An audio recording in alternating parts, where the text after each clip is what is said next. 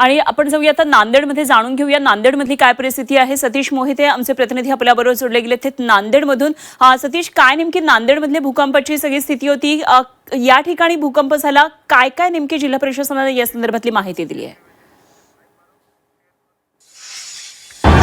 काल मध्यरात्रीनंतर भूकंपाच्या एकूण 4 धक्क्यांची नोंद झालेली आहे। या भूकंपाचा केंद्रबिंदू हिंगोली जिल्ह्यातील वसमत तालुक्यातील शिर्ली गाव आणि आसपास त्या परिसरात या भूकंपाचा केंद्रबिंदू होता। मात्र हिंगोली जिल्ह्यात झालेल्या या भूकंपाचे झटके आणि हादरे परभणी जिल्ह्यासह नांदेड जिल्ह्यातही अनेक तालुक्यांमध्ये जाणवले।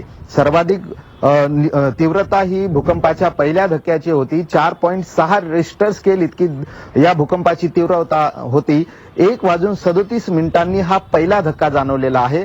या धक्क्यामुळे नांदेड शहरातील अनेक नागरिक घराबाहेर पडले। सीसीटीव्ही कॅमेऱ्यामध्येही या भूकंपाचा हादरा दिसून आलेला आहे।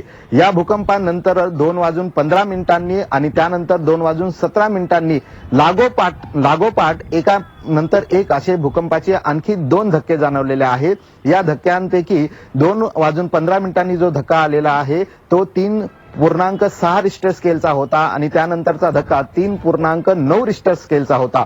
भूकंपाचे धक्के आता थांबतील असे वाटत असताना जेव्हा नागरिक पुन्हा झोपायला गेले त्यानंतर रात्री 3:23 भूकंपाचा आणखीन एक हादरा जाणवला। या धक्क्याची रिश्टर स्केलवर नोंद 4.1 इतकी झालेली आहे।